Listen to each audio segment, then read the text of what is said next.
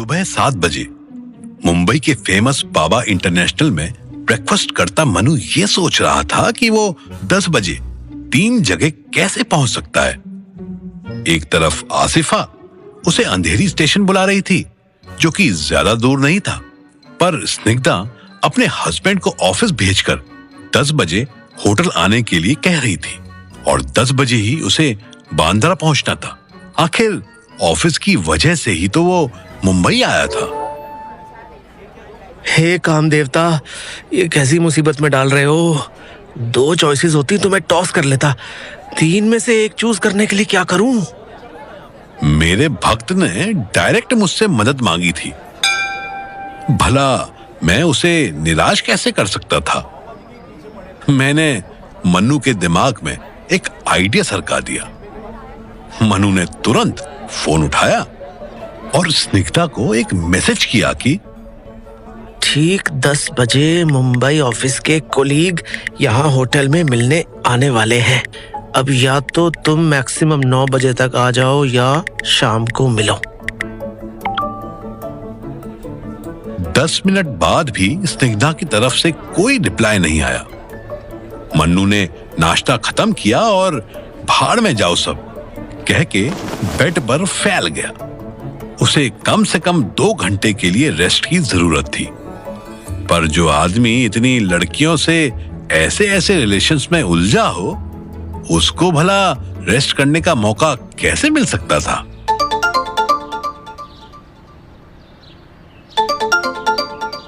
मन्नू ने मोबाइल देखा, शिवानी कॉल कर रही थी।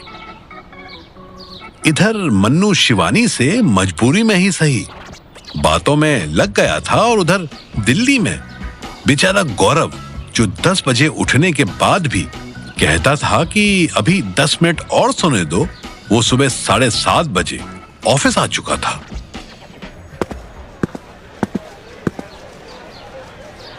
गौरव को खाली ऑफिस में बस एक पियोन चाचा ही दिखे। वो अपनी डेस्क पर बैठे प्लेट भर के पोहा खा रहे थे। गौरव उनके पास पहुंचा। अरे पियून अंकल, आप इतनी सुबह ऑफिस कैसे आ जाते हो? हम कहीं जाएंगे तो आएंगे ना, हम तो यहीं रहते हैं ऑफिस में। अरे तो आपके घर वाले वो परेशान नहीं होते क्या? वो काहे परेशान होंगे, वो थोड़ी ऑफिस में रहते हैं, वो गांव है। अच्छा ये सब छोड़िए, ये बताइए कि कोई मिस्टर अरुण है क्या यहाँ पे, और मेरे लिए कोई टिकट छोड़ कर गए हैं? हाँ गए हैं ना, अभी देते हैं, रुको।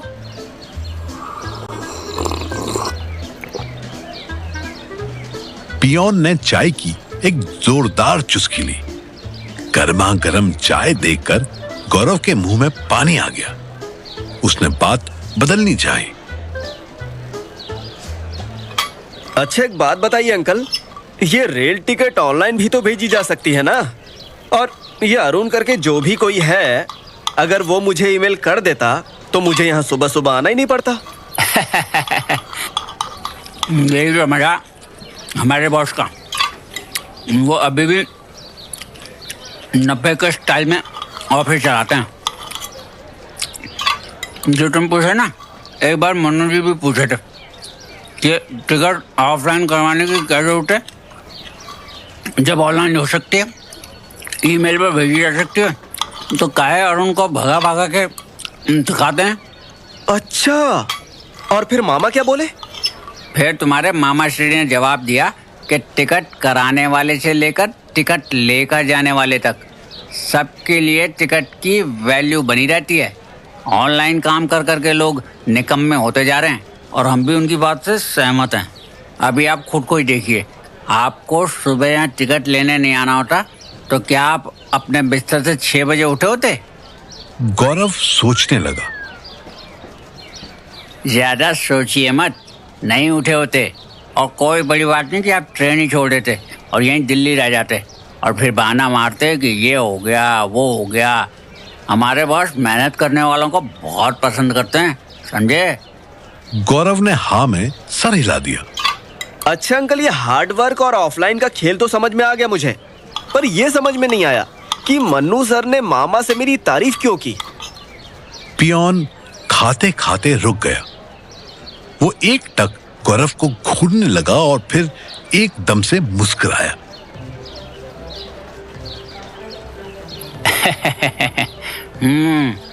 आपकी भी तारीफ की उन्होंने।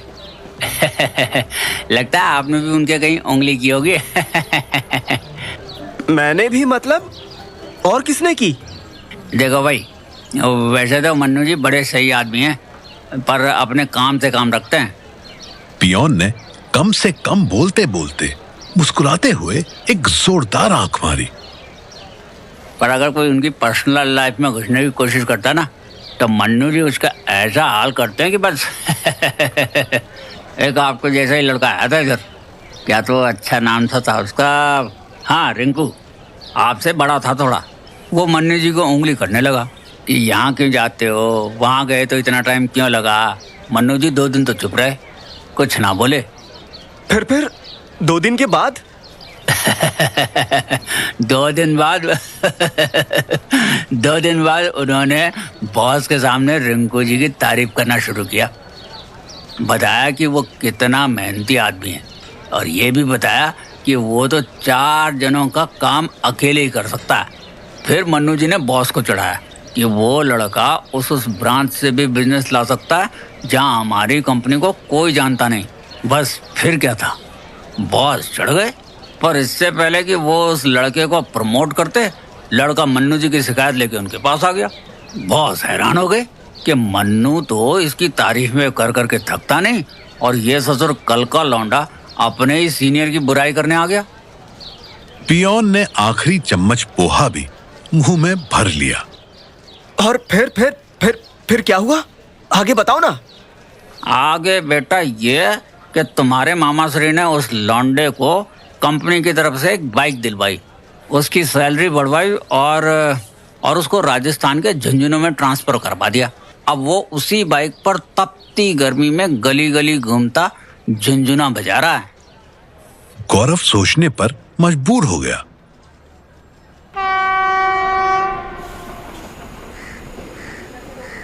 गौरव गरीब रथ के 3rd AC कोच में 2 लोगों के बीच इरिटेटेड हुआ बैठा था। ये ट्रेन सराय रोहिला से थी, जो उसे अगले दिन सुबह 7:30 पे बांद्रा मुंबई पहुंचाने वाली थी। सुबह 9 बजे अपने कंफर्टेबल रूम के सुपर कोजी बेड से मनु उठा और वॉशरूम चला गया। 9:30 बजे तक वो सूट बूट पहने टिप टॉप तैयार हो चुका था। उसने मोबाइल चेक किया, स्निग्धा का कोई मैसेज नहीं आया था। उसने एक बार सोचा कि कॉल करे। नहीं यार, कौन रिस्क ले, कहीं ऐसा ना हो कि सच में आ जाए। वैसे भी पक्की पापड़ है, जब बुलाऊंगा तब आ जाएगी। पहले कच्ची कली पर फोकस करना ठीक है। मन्नू 6th फ्लोर पर था। वो कैजुअली वॉक करता हुआ लिफ्ट तक पहुंचा। लिफ्ट आई। लिफ्ट के खुलते ही मन्नू की नजर एक महिला पर पड़ी, स्निग्धा। वो अपने हैंडबैग में कुछ ढूंढ रही थी। मन्नू तुरंत सामने से हटा, लिफ्ट की तरफ पीठ कर ली। वो बाहर निकली।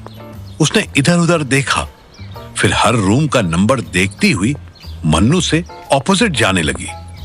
मन्नू समझ गया कि इसको रिसेप्शन से उसका रूम नंबर मिल गया है। उसके जाते ही मन्नू फिर लिफ्ट की तरफ गया, लेकिन दोनों लिफ्ट बिजी थी। उसकी एक नजर लॉबी में उसके रूम तक पहुंचती स्निग्धा पर टिकी हुई थी। मन्नू जल्दबाजी में बार बार लिफ्ट का बटन दबाने लग गया। स्निग्धा 2-3 बार रूम की बेल बजा चुकी थी।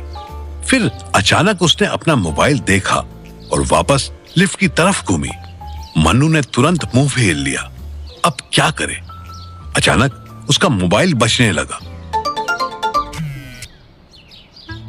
उसने तुरंत साइलेंट किया। स्निग्धा की ही कॉल थी। मन्नू तुरंत लिफ्ट के सामने से हटा और स्टेयरकेस की तरफ गया। वो जल्दी जल्दी सीढ़ियां उतरने लगा। रिसेप्शन तक पहुंचते पहुंचते उसकी सांस फूल चुकी थी। मन्नू पसीने पसीने हो गया था।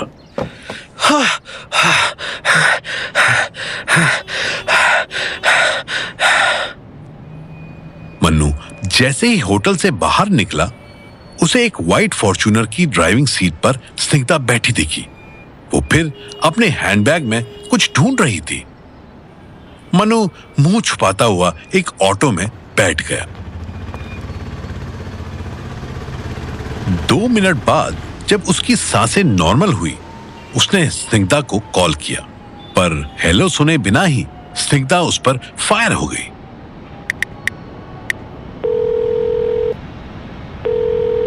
What the hell it is? तुम कहाँ हो अभी? मैंने मैसेज किया था तुम्हें। हाँ, बट मैसेज तो ये था कि तुम्हारे कुलीग्स आ रहे हैं। तुमको उनको एंटरटेन करना है। कुलीग्स तो दूर, यहाँ तो तुम भी नहीं हो। Oh my God, why have you lied to me? Mannu ने अपने जीवन में लाखों झूठ बोले थे, लेकिन ऐसे उसके मुंह पर पहली बार किसी लड़की ने सवाल फेंककर मारा था। मैं तुम्हें शाम को सब बताता हूँ। प्लीज 8 बजे आकर मिलो। मैं एक टफ सिचुएशन में हूँ। Shut up. To the hell with you and your situation. All the men are liar, you know. Don't message me again and don't call me ever. Fuck off. Mannu का चेहरा ऐसा हो गया था कि जैसे उस पर बिजली गिर गई हो, पर अगले ही मिनट उसने खुद को संभाला। ओके, कोई नहीं। You win some, you lose some. But life goes on and on and on.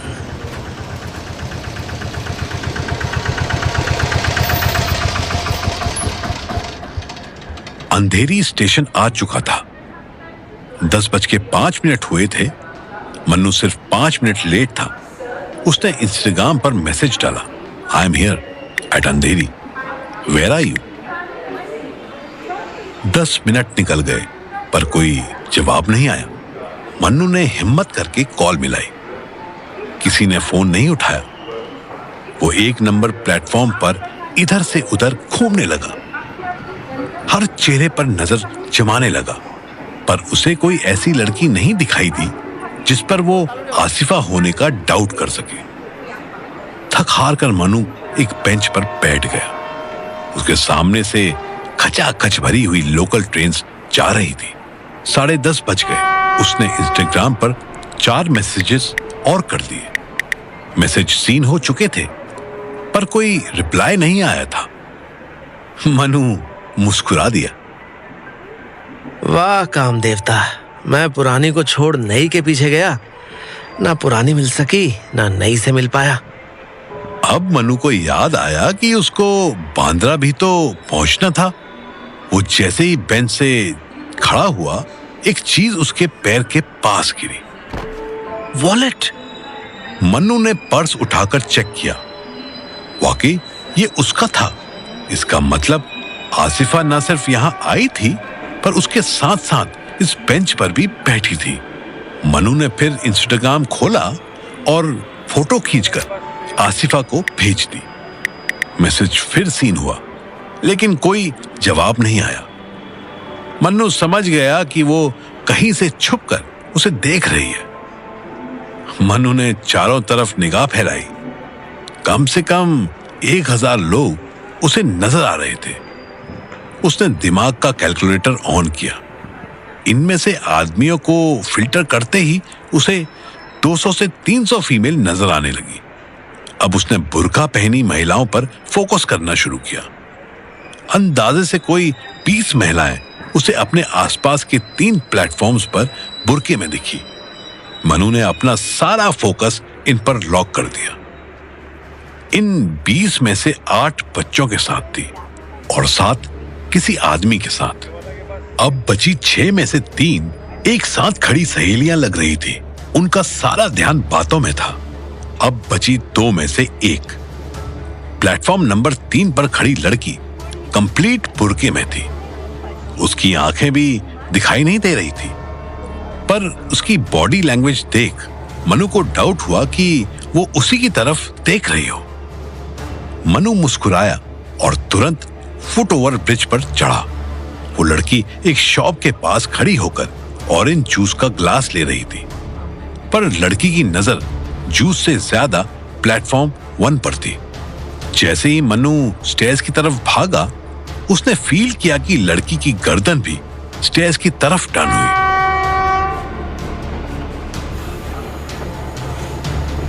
तभी एक लोकल प्लेटफॉर्म नंबर 1 पर आने लगी। मनु तब तक फुट ओवर ब्रिज चढ़ चुका था। एक ट्रेन प्लेटफॉर्म नंबर 2 पर भी आ गई। अब उसे लड़की पर निगाह जमाए रखने में दिक्कत हो रही थी। फुट ओवर ब्रिज पर भीड़ भी थी।